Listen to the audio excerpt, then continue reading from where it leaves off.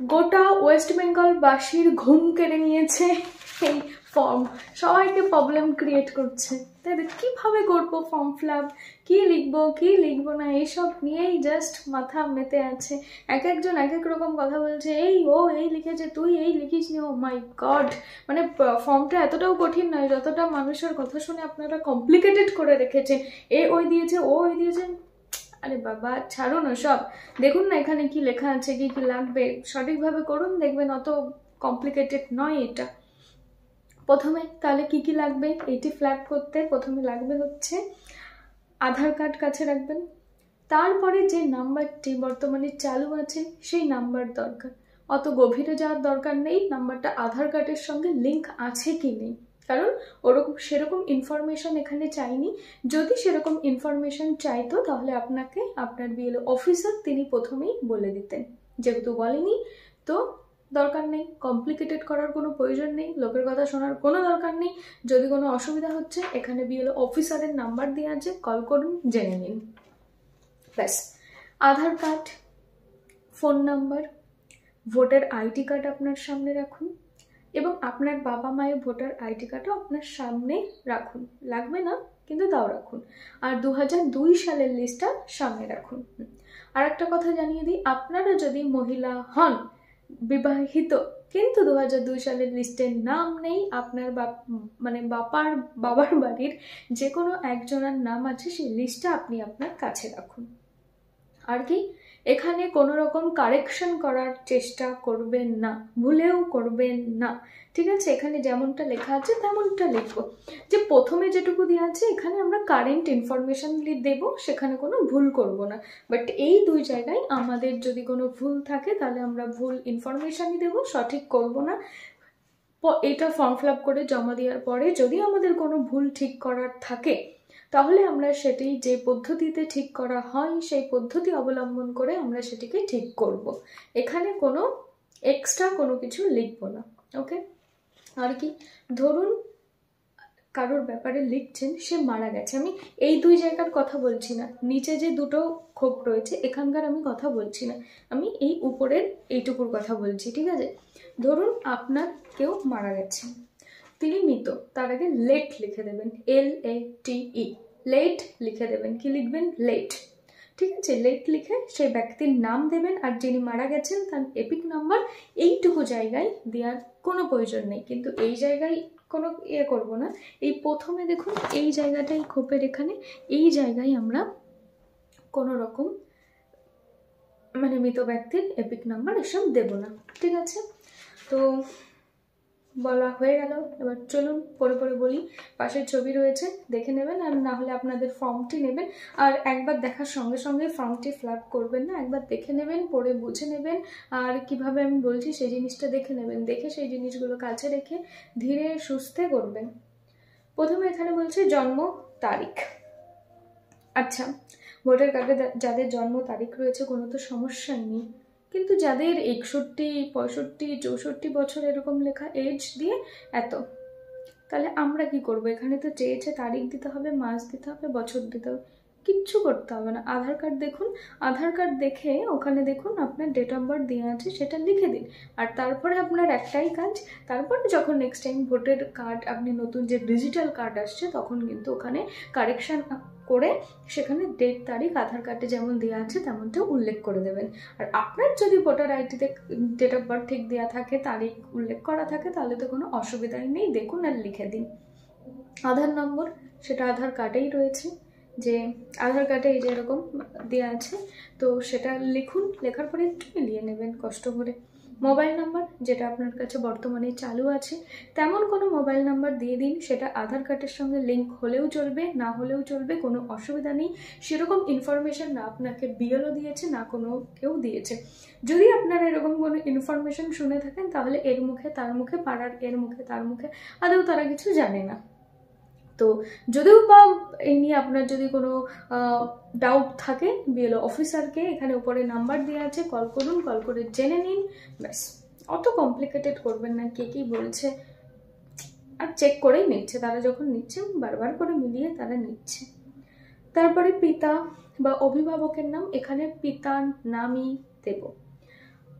আমার যেমন আমার পিতার নাম জানা, কিন্তু অনেক যারা বয়স্ক মহিলা তাদের পিতার নাম জানা তো আছে, কোথাও কোনো ডকুমেন্টসে থাকার দরকার নেই, কিন্তু জানা তো আছে, সেই নামটি লিখে দেবেন। আপনাকে বিএলও অফিসার জিজ্ঞাসা করবেন এটা আপনার মা তো, বলবেন হ্যাঁ, ব্যাস হয়ে গেল।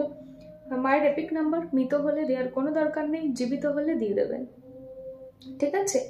সেম বাবারও তাই, প্রথমে বাবা ছিল, সরি, বাবা বেঁচে থাকলে নাম দিয়ে দেবেন, বেঁচে থাকুক বা মারা যাক নাম এমনিই দেবেন, এপিক নাম্বারটা বেঁচে থাকলে দেবেন, আর না হলে দেবেন না। মায়ের নাম দিয়ে দেবেন, মায়ের এপিক নাম্বার বেঁচে থাকলে দেবেন, না হলে দেবেন না। আর মৃত বাবা মা দুজনেই মৃত হলে তার আগে কিন্তু লেট লিখে দেবেন, ওটা লিখতে ভুলবেন না। তারপরে স্বামী বা স্ত্রীর নাম, আপনার যদি স্বামী হয় স্বামীর ওপরে টিক মেরে স্বামীর নাম লিখে দিন, স্বামীর এপিক নাম্বার লিখে দিন। যদি তিনি মারা গিয়ে থাকে তাহলে তার কোনো কিছু লেখার দরকার নেই, এপিক নাম্বার লেখার দরকার নেই, কিন্তু নামটা লিখে দেবেন, তার আগে লেট লিখে দেবেন। আর যদি বেঁচে থাকে মানে তো সেখানে তার নামটা লিখে দেবেন, এপিক নাম্বারটা লিখে দেবেন, আর যাদের নেই ফাঁকা রেখে দেবেন। তারপরে এখানে আসছে এই জায়গাটা যেখানে সর্বশেষ SIR এ নির্বাচক তালিকায় থাকা নির্বাচকের বিবরণ। ধরুন আমার 2002 সালের লিস্টের নাম আছে, তো আমি এই জায়গাটাই লিখব, ঠিক আছে। এখানে বলছি নির্বাচকের নাম, আমার নাম দিয়ে দেবো, সীমা রয় বা সীতা রয়, যার যা নাম দিয়ে দেবেন। এপিক নং দিয়ে দেবেন, দেখবেন আপনার লিস্টে আছে, ওখানে যদি অনেকের আছে না লিস্টে এপিক নংটা নেই, দেয়া নেই, তো ফাঁকা রেখে দেবেন, কোনো অসুবিধা নেই, ব্যাস। তারপরে আত্মীয়ের নাম, 2002 সালের লিস্টে আপনার যে আত্মীয় সম্পর্ক বলে ওপরে লেখা আছে, সেখানে যার নাম লেখা আছে এখানে আমাকে তার নামই লিখতে হবে। বানাম ইংলিশে না জানা থাকলে আপনার ভোটার আইডি কার্ডটা নিন, দেখবেন সেখানে বানানটা লেখা আছে। তারপরে সম্পর্ক, যদি পিতা লেখা থাকে তাহলে ফাদার দেব, FATHER, ফাদার দেব। আর যদি স্বামী লেখা থাকে তাহলে আমরা কি দেবো, হাজবেন্ড দেব। আর ব্যাস এটুকুই, আর হয়তো কারোর যা লেখা আছে দেবেন। জেলা মানে জেলা নদিয়া, হুগলি, যে যে জেলায় বাস করেন সেই জেলা নাম দিয়ে দেবেন। রাজ্যের নাম ওয়েস্ট বেঙ্গল দিয়ে দেবেন। বিধানসভা ক্ষেত্রের নম্বর 2002 সালে, ধরুন এটা 2002 সালের লিস্ট, এই লিস্টের ওপরে একদম এই কোণার দিকে এই যে এইটুকু জায়গা করে দেখবে বিধানসভা ক্ষেত্রের নাম প্রথমেই দেওয়া আছে, দেখবেন দুটো সংখ্যা দিয়ে আছে, তারপরে পরে বিধানসভা ক্ষেত্রের নম্বর দিয়ে আছে। ও তার জন্য বিধানসভা ক্ষেত্রের নাম ওখান থেকে লিখে নেব, কিন্তু বাংলায় লেখা তো, ইংলিশে কিভাবে লিখবো? আপনার ভোটের কার্ডটা নিয়ে পিছন দিকে উল্টান, দেখবেন ওখানে ইংলিশে লেখা আছে। তারপরে বলছে বিধানসভা ক্ষেত্রের নম্বর 2002 সালের লিস্টটা নিন, একদম ওপরে বিধানসভা ক্ষেত্রের নামের আগে লেখা আছে, সেখানে দুটো সংখ্যা লেখা থাকবে, কিন্তু তার আগে আমরা শূন্য দিয়ে দিলে কোনো অসুবিধা নেই, দিয়ে দেওয়াটাই ভালো। তার কারণ হচ্ছে শূন্য, আগের শূন্যর কোনো ভ্যালু থাকে না, তো দিয়ে দেবেন, শূন্যটা দিয়ে দেবেন, মনে করে দেবেন, ঠিক আছে। তার কারণ হচ্ছে যে আপনার যে পিতা বা আপনার যে নাম মানে এপিক নং, সেখানেও দেখবেন ওইটা দেওয়া থাকে, বিধানসভা ক্ষেত্রের নম্বরটি দেওয়া থাকে। অংশ নম্বর কোথায় পাবো? 2002 সালের লিস্টটা নেবেন, এইদিকে তো বিধানসভা ক্ষেত্রের ব্যাপারে ইনফরমেশন, এই দিক করে বড় করে লেখা আছে অংশ নম্বর, সেটা আমি দিয়ে দেবো। তারপরে ক্রমিক সংখ্যা, ধরুন এখানে লিস্ট, এখানে তো কয়েকটি সংখ্যা আছে, যে আপনার নাম সিরিয়াল অনুযায়ী কোন জায়গায় যে সোজাসুজি আপনার নাম আছে সেই সংখ্যাটা, এখানের সংখ্যাটা আপনি দিয়ে দেবেন। ওকে, চলে গেল যাদের 2002 সালের লিস্টে নাম আছে। কিন্তু আমাদের তো নেই 2002 সালের লিস্টে। যেমন আমি প্রথমে আমার হিসাবে বলি, আমার এখনো বিয়ে থা কিছুই হয়নি, ঠিক আছে, আমার হিসাবে বলি, এখানে আমি কি করব, আমার বাবার নাম লিখে দেবো। আমার বাবা যদি রাম রয় হয়, আমি আমার বাবার নাম রাম রয় দিয়ে দেবো। আমার বাবার এপিক নাম্বার 2002 সালের লিস্টে যা আছে তাই দেব। দেখুন 2002 সালের লিস্ট অনুযায়ী যখন লিখবেন, তখন যদি 2002 সালের লিস্টে ভুলও থাকে কোনো কারেকশন করবেন না। ধরুন আমার বাবার নাম রামনাথ রয়, কিন্তু 2002 সালের লিস্টে রাম রয় দিয়ে আছে, আমি রাম রয় দেব এখানে, বোঝা গেল? কোনো কারেকশন এখানে করব না। আমার বাবার এপিক নাম্বার দিয়ে দেবো। অনেকের এপিক নাম্বারের জায়গায় ফাঁকা রয়েছে, সেখানে আমরা কোনো কিছু লিখবো না। আত্মীয়ের নাম, আমার বাবার যা আত্মীয় যিনি দেয়া তার নাম দিয়ে দেবো। সম্পর্ক, তিনি যদি তার ফাদার হয় তাহলে তার ফাদার দিয়ে দেবো, আর যা থাকবে সেটা সম্পর্ক 2002 সালের লিস্টে লেখা আছে দেখে লিখে দেবো। জেলা, আপনি যে জেলায় বাস করেন সেই জেলাটি দিয়ে দেবেন। আপনি মানে আপনার বাবা যে জেলায় থাকে, আপনার বাবা যে জেলায় থেকে ভোট দিয়েছে সেই জেলার নাম এখানে দিয়ে দেবেন 2002 সালের লিস্ট অনুযায়ী। রাজ্যের নাম ওয়েস্ট বেঙ্গল, আপনার বাবা যে রাজ্যে ভোট দিয়েছে সেখানে দিয়ে দেবেন 2002 সালের লিস্টে।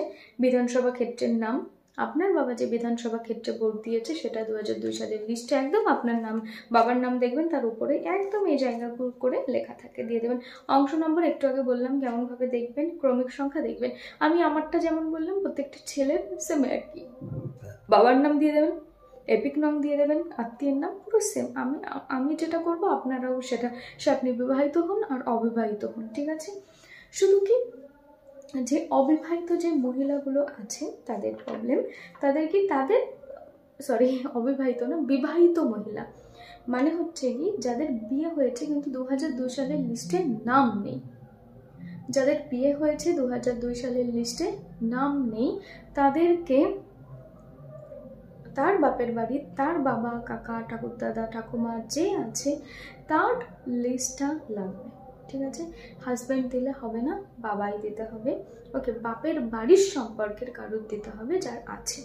তো তার লিস্ট দেখে তার বাপের বাড়ির নাম দেবে, তার বাবার এপিক নাম দেবে, তার সেই লিস্টে তার যে আত্মীয় তার নাম দেবে, সম্পর্ক তার কি সম্পর্ক সেখানে লেখা, জেলা যে জেলায় বাস করতো সেখানে দেবে, আপনার নয়। সে আপনার বাবা যেখানে বাস করতো বা আপনার ঠাকুমা সেই 2002 সালের লিস্টটা নেবেন, দেখবেন ওখানে সব ইনফরমেশন দেওয়া আছে। বিধানসভা ক্ষেত্রের নম্বর, নাম, অংশ নম্বর, ক্রমিক সংখ্যা সেম একই জিনিস দিয়ে দেবেন। কিন্তু সমস্যা হচ্ছে যাদের নাম নেই, যাদের কারোর পরিবারের কারোর নেই, আপনারা ওখানে কিছু লিখবেন না, ফাঁকা রেখে দেবেন। উপরেরটুকু লিখবেন, তারপরেরটুকু ফাঁকা রেখে দেবেন, কোনো কিছু লেখার দরকার নেই, বোঝা গেল? আর বাপের বাড়ির দিক দিয়ে আপনি আপনার মারটাও লিখতে পারেন, কোনো অসুবিধা নেই, ঠিক আছে? কোনো রকম কোনো অসুবিধা নেই। গুজবে কান দেবেন না, আশেপাশের এক একজন এক এক রকমের কথা বলছে, আমাদের এখানেও সেম তাই। আর 2 কপি ছবি লাগবে, সেটা হচ্ছে সাদা ব্যাকগ্রাউন্ড হলে ভালো হয়, কিন্তু আপনার কাছে নেই, আপনি দিয়ে দিতে পারেন যদি আপনার বিএলও অফিসার অ্যাকসেপ্ট করে, ওকে, কোনো অসুবিধা নেই।